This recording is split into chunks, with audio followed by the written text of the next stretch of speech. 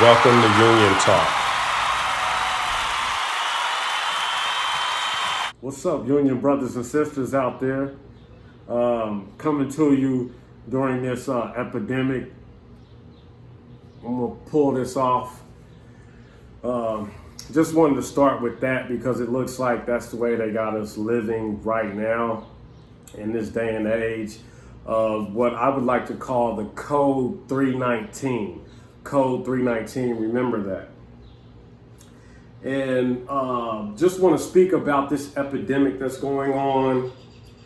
And it seems like, in my opinion, that it's based around money and things like that. I think someone is upset with somebody and they threw something out in the air at us. I don't want to get too deep on that and involved in that because YouTube does have an algorithm about things that you say on there. And then before I start, I want to show y'all the t-shirt, Union Talk t-shirt.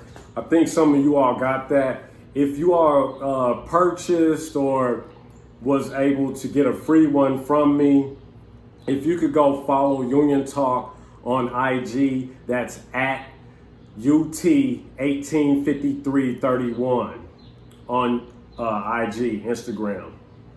And first off, I want to say thank you for joining me. I haven't spoke to you all in about a month now.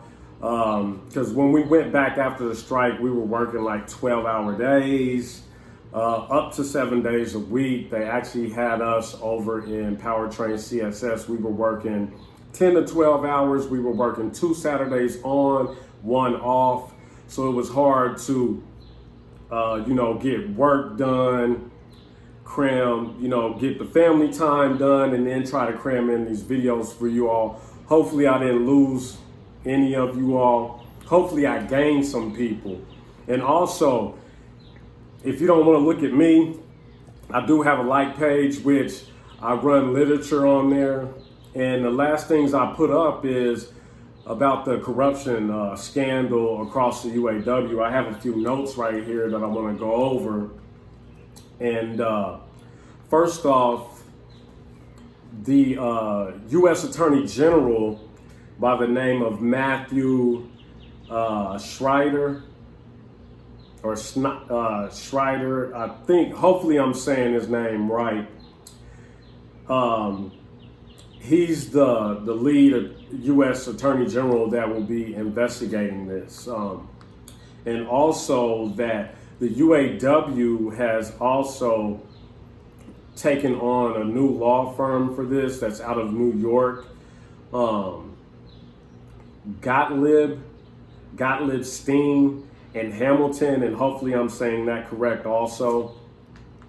And that comes out of the Detroit Free Press, or I'm sorry, the Detroit News. That comes straight out of the Detroit News. And this is about the corruption scandal that was broke when we went on strike. And of course, as you can tell, that our mind and our visuals were on the strike and when we were going to go back to work, how long we were going to be out. And as this was going on the backside of that, this story came out about corruption in the union.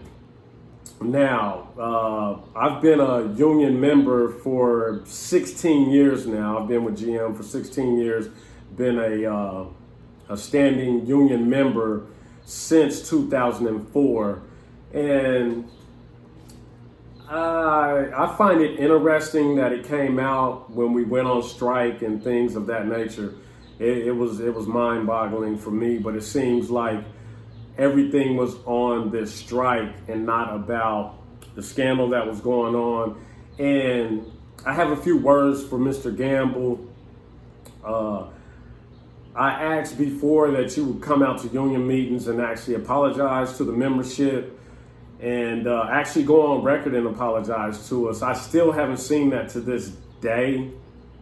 And I find that interesting also, that it's kind of like you're leaving us in the dark. And from what I was told when we were on strike by our president down here in Tennessee, is that you can't listen to the news.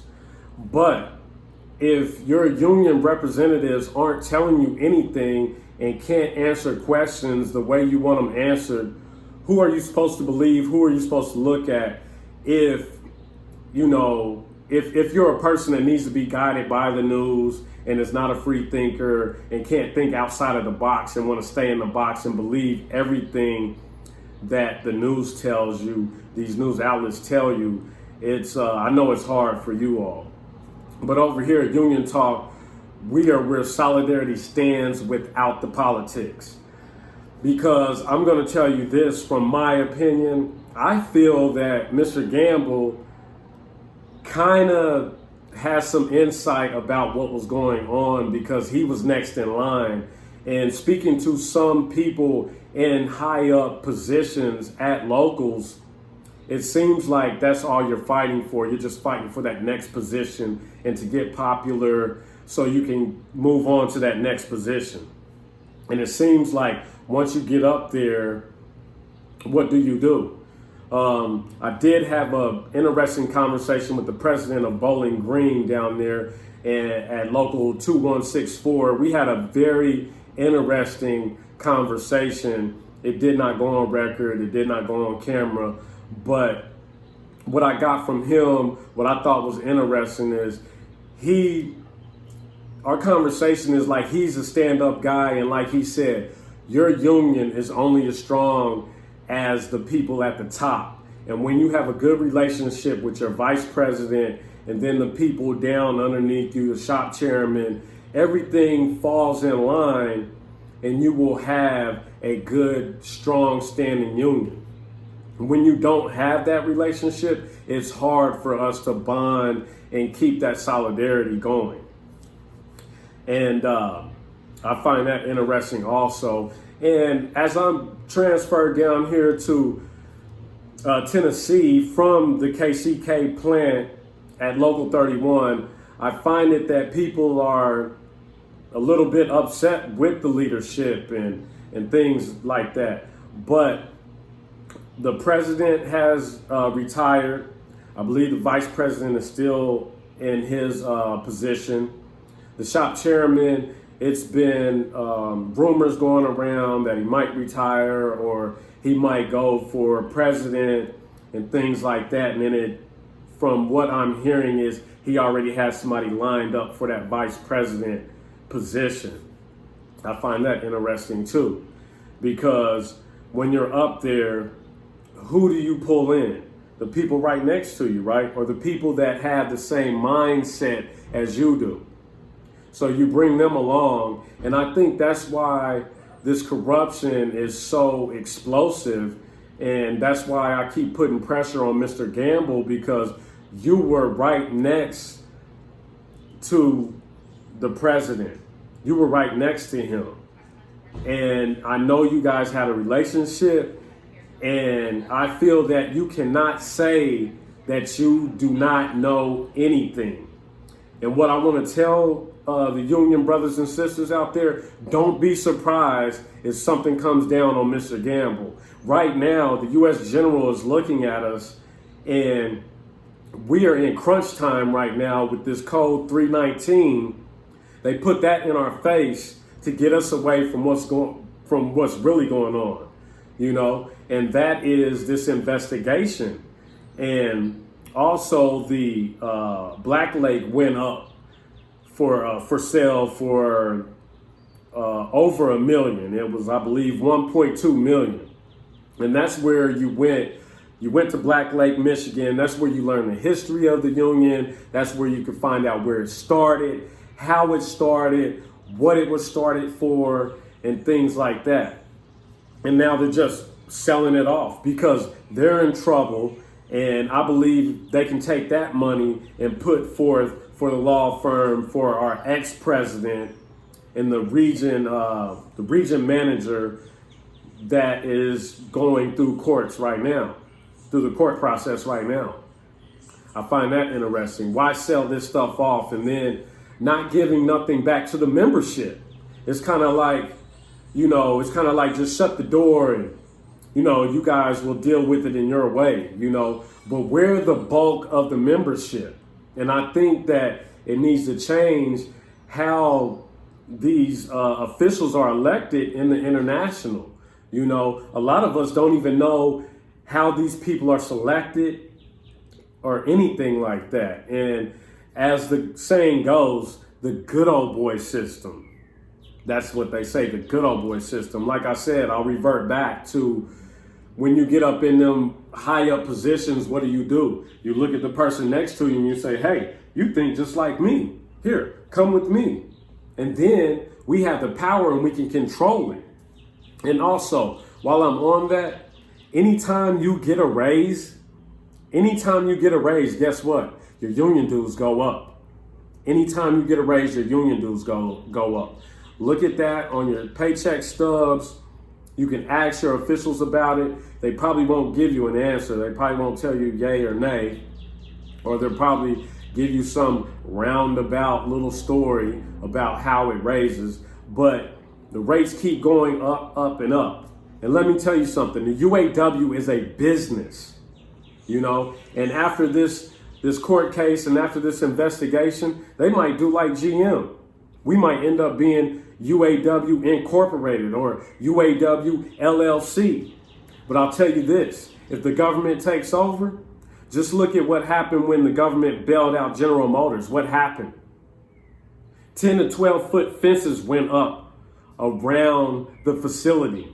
Do we want that to happen to the UAW? Do we want to go to the international UAW or at your local and find 10 to 12 foot fences around the facility and gates to get in to go to a union meeting or to go there to take care of union business? Do we want that? Let that sit on your brain.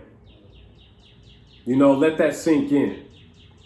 That's all I have for you today. I was trying to go live, but through my phone as I'm doing this, YouTube said I couldn't go live. So I will be bringing this to you all, and hopefully you enjoyed it, and hopefully this sits on your head and this gives you something to think about.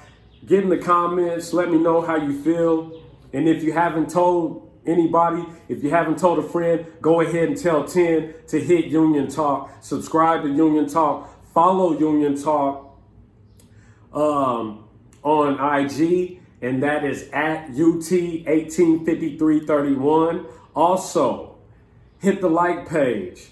On the like page, that's on Facebook and that's under Union Talk. That is where I run a lot of the literature, a lot of these stories that I'm talking about. You can actually read in detail. I'm actually just trying to give you highlights and things like that. And also, before I go, one more thing, and this is from the Detroit Free Press. Trump has ordered GM to start making ventilators. So what's next? Will we be working with masks on, with ventilators on? We've been working like this for years, right? So now, because this epidemic of Code 319, as I call it, now he's ordering GM to start making ventilators. What do you think about that? You think you might want to invest in that, or you think you might want to pump your brakes? I'm not for sure. It's your decision. But as we're here in this epidemic, I want to tell people that you love them. The people that you love, tell them that you love them. Hug them, kiss them. And if you have family far out, call them, tell them you love them. With this technology, we have FaceTime so they can see the expression on your face instead of texting them. Let them see the expression on your face when you tell them you love them and that you care about them. And I'm signing off for Union Talk, and I'll see you soon. Peace. Thank you for watching. Make sure you subscribe.